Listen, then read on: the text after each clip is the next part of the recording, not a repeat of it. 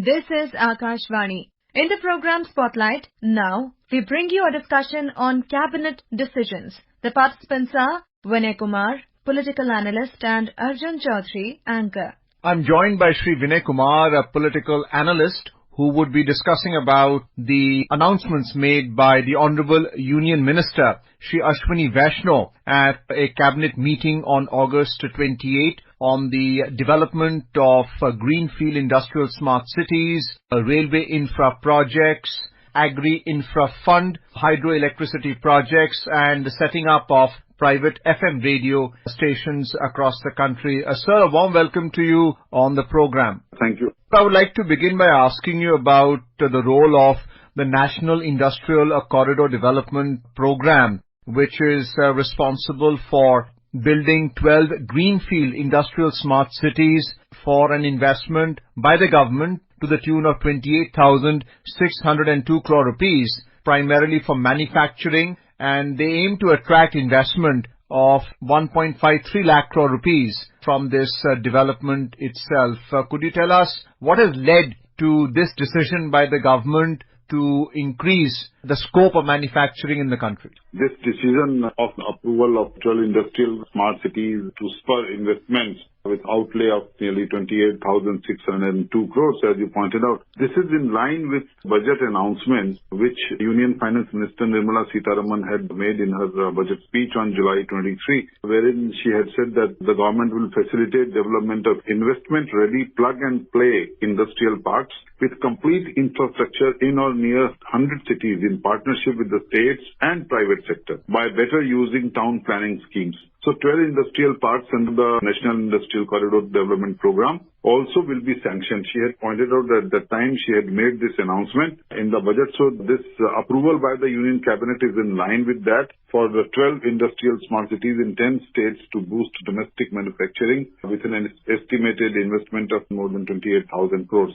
So these projects are designed to attract foreign FDI, foreign direct investments from countries such as Singapore and Switzerland, and they aim to foster an industrial ecosystem by facilitating investments from both large industries as well as micro, small and medium enterprises, MSMEs, which our Commerce Minister, Mr. Piyush Goyal, also told media persons at the briefing yesterday.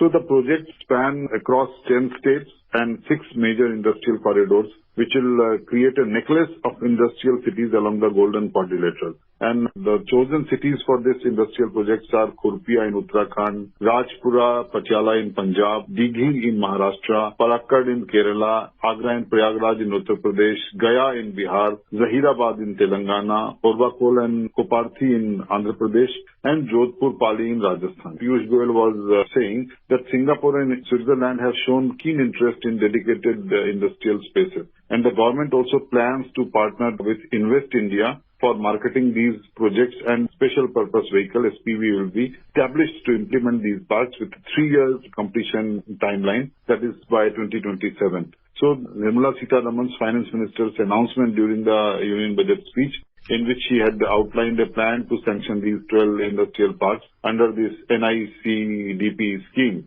So that is in line with the government decision. And incidentally, Prime Minister Narendra Modi also yesterday presided over a meeting of monitoring mechanism of Pragati, where he monitors the implementation of such programs, and he told his cabinet colleagues also that he is relying upon them to implement all the guarantees which the government has promised before this year's election. So I think this is a decision which is laced with ramifications of long-term nature, and which will also be able to create direct, indirect employment opportunities close to 40 lakh for 40 lakh persons. So it will be a big boost not only for job sector but also for manufacturing and for attracting investments. As you know, land acquisition has been a very thorny issue. So the government has tried to dwell upon that issue also, so that investors don't face this problem. And state government have not been able to come up with industrial parks because of the lack of land acquisition plans or lack of investment. But here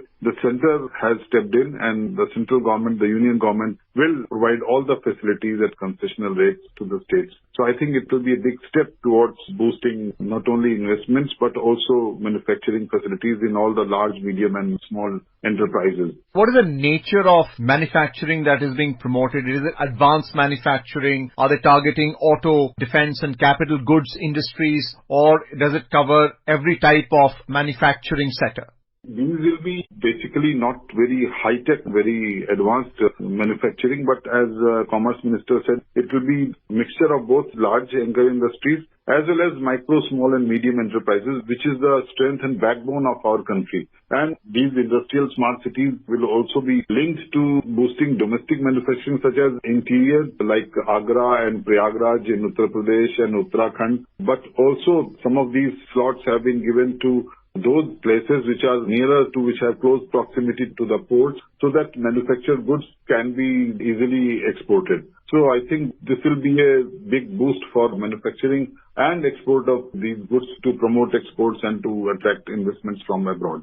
The greenfield industrial smart cities and other parts of the economy, the 3 railway infra projects where you have a 121-kilometer line for the Jamshedpur-Purulia-Asansol corridor, the Sardega-Balmunda new double line, the Barga Road, Nawapada Road new line. These infra projects has an outlay of 6,456 crore rupees. How do you see the railway infra projects coming out? This is also in line with the government's stress on the development of railway infrastructure and laying out of new railway lines and improving the connectivity between these corridors. Like you mentioned, this Purulia-Asansol, and Mr. Ashwini Vaishnav, our railways minister, also pointed it out, that this Jamshedpur-Purulia-Asansol is an important corridor because it will connect Delhi-Howrah and Mumbai-Howrah corridor. So this will not only improve the transportation of industrial goods, but improve the passenger movement also. And because of the shift of cargo transportation to the railway in place of road, we will save nearly 72 crore kg of CO2 emissions. And this will be a big saving. And Mr. Vaishnav pointed out that this is equivalent to planting 3 crore trees. So this project cost on this line will be about 2,170 crores. This will be, I think, a big encouragement for railways. And on Bargarh Road, Nawapada Road, new line, Mr. Vaishnav said, this is also a very important project because Bargarh district is the rice bowl of Odisha. And in many ways, the food production in Odisha is as high as that in Punjab and Haryana. And this new line has been approved considering population, goods and other factors. And it is also in the vicinity of world-famous Narsingnath temple, which will promote cotton, sambalpuri, handloom, sari textile products. And the cost of that project will be about 2,926 crores. So overall, if you see what Ministry of Railways said yesterday was that 14 new stations will also be constructed under these projects, and it will provide connectivity to about 1,300 villages and benefit a population of about 11 lakh. So these agriculture products, transportation of commodities such as fertilizer, coal, iron ore, steel, cement, limestone, which are the result of the Prime Minister's Gati Shakti National Master Plan. So these are the essential routes for transportation of these commodities. And if you see, many of these areas also fall in the LWE areas, left-wing extremism affected regions. So in a way, it will be boosting the pace of development in these far-flung areas. So I think this was a much needed and much neglected area where the Railway Ministry has got this approval from the Cabinet to go ahead with these new projects over 7 districts in Odisha, Jharkhand, Bengal and Chhattisgarh. So it's an important decision of the Cabinet, I think. Vinay Kumar ji, there are also reports that oil imports will get a boost via this logistics means. If the logistics and the infrastructure connectivity and linkages are strong, there will be no time lapse in import of oil through the ports because the oil we get in big tankers through ports. So the railway lines, if they provide the last mile connectivity till our ports, and as we were discussing about the new industrial smart cities, some of which will be located near ports. So this will also be an area which will facilitate such imports, not only oil but other imports as well.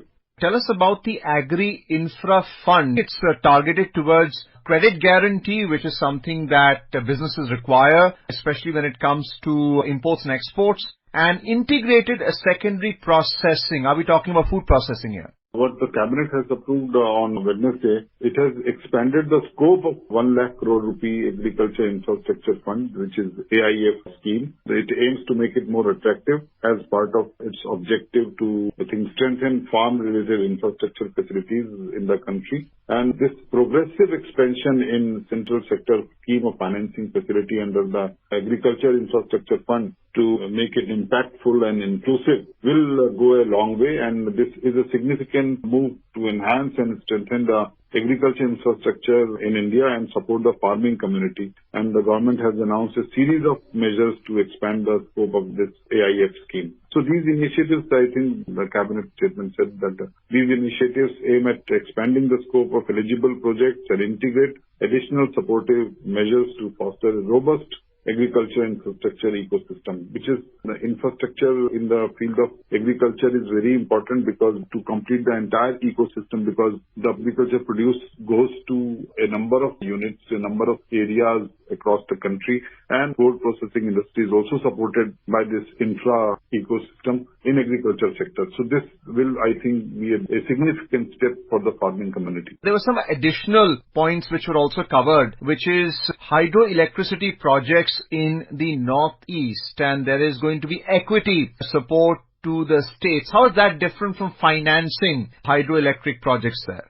In northeastern states, we have great potential for generating hydropower projects. So the government will give the equity support of nearly 4,136 crore. And over the next 8 years, it will facilitate the capacity of power generation to the tune of 15,000 megawatts. So this is one area, I think, where the potential of northeastern states in producing hydroelectric power will be tapped. And Prime Minister has said that Purvodaya se Desh ka Uday, the country will develop and progress. If the eastern side rises, the country will also develop. So that is the vision of Prime Minister Modi. And this is expected to be spent by April 2032.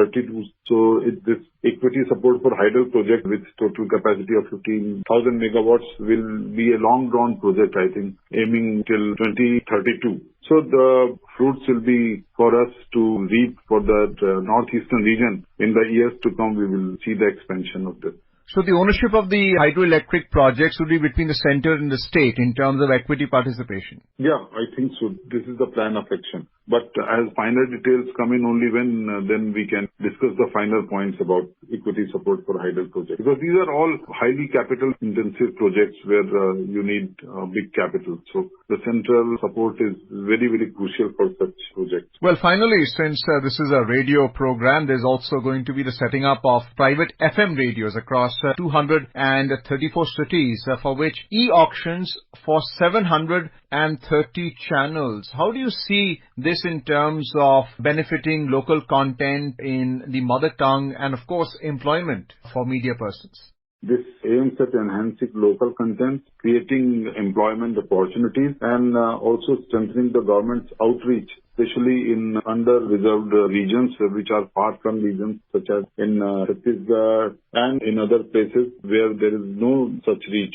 So we will have nearly 234 new cities with an estimated reserve price of 784.87 crore, which the government will e-auction. And this decision is also part of the Information and Broadcasting Ministry's 100-day program, because the efforts have been to hold e-auctions for the third batch since 2018. And the former INB Minister, Mr. Anurag Thakur, had said that 808 FM radio stations will soon be e-auctioned across 284 cities. Right now, India has about 388 FM radio stations in 113 cities across 26 states and union territories. So the ministry says that UP has been assigned maximum of the 234 uncovered cities at 32 stations have been sanctioned. So it will fulfill also the demand for private FM radio and offer content in local languages. So communication and outreach and employment opportunities will be the hallmark of this expansion. Well, thank you, Vinay Kumar ji, for talking to us in detail about the announcements made by the Honorable Union Minister Ashwini Vaishnaw at a cabinet meeting on August 28. Thank you so much, sir, for being with us on Akashvani. Thank you so much. You were listening to a discussion on cabinet decisions. The participants were Vinay Kumar, political analyst, and Arjun Chaudhury, anchor. This program was produced and presented by the News Services Division of Akashvani. You can listen to it on our mobile app News on AIR. This program is also available on our YouTube channel News on AIR Official. You may share your feedback about this program through email at airnsttalks@gmail.com or WhatsApp on 9289094044.